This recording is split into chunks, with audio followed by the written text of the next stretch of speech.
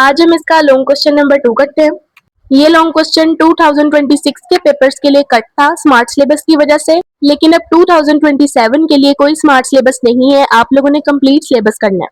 Book में इसका जो आंसर है वो कम्प्लीटली नहीं दिया हुआ और कोई हेडिंग्स भी नहीं है, लेकिन जो लॉन्ग क्वेश्चन मैंने आपको प्रोवाइड किया है वो बहुत ज्यादा ईजी है, आप लोग ये वाला करें।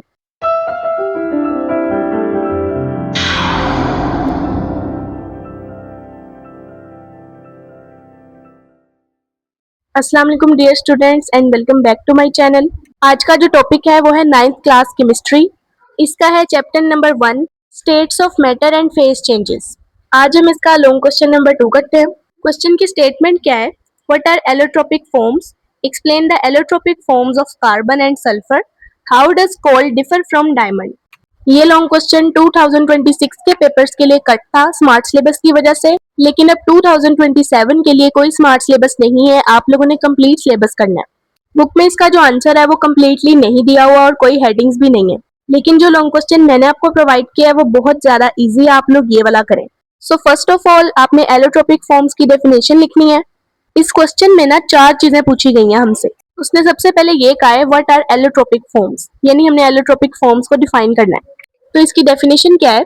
Elements may exist in more than one structural forms which can exhibit quite different physical and chemical properties.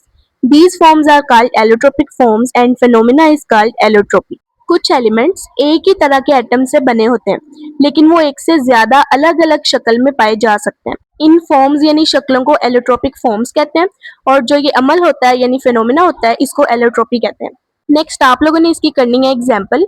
Oxygen exists in 2 allotropic forms as oxygen O2 and ozone O3. अब देखें क्वेश्चन में उसने पूछा है explain the allotropic forms of carbon. तो अब हमने example के बाद लिख देनी है allotropic forms of carbon. Carbon exist in 3 main allotropic forms, diamond, graphite and buckminster फुलोरेंस।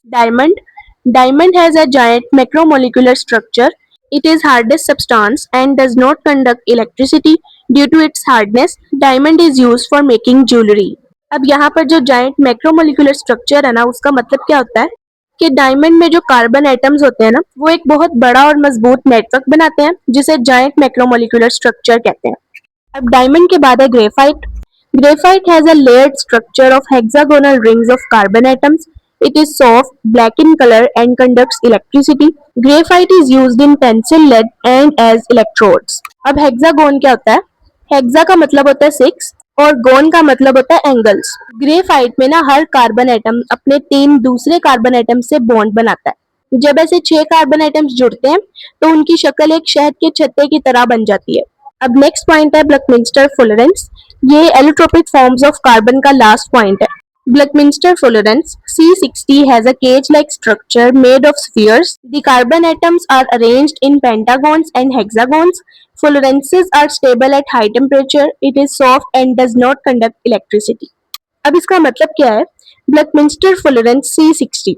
C60 का मतलब है कार्बन के 60 एटम्स। ये एटम्स मिलकर एक फुटबॉल या केज की शक्ल इख्तियार कर लेते हैं। इस गोल केज में कार्बन एटम्स पेंटागन यानी 5 कोने और हेक्सागोन यानी 6 कोने दोनों शक्लों में जुड़े होते हैं। ये बिल्कुल फुटबॉल की तरह होते हैं।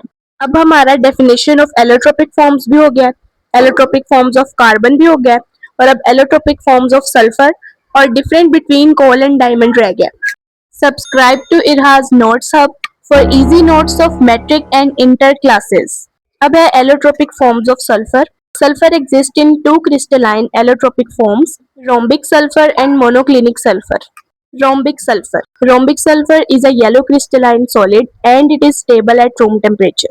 Rhombic sulfur येलो कलर का एक क्रिस्टलाइन सॉलिड होता है, यानी ये क्रिस्टल्स जैसा होता है। ये रूम टेम्परेचर पे भी स्टेबल रहता है।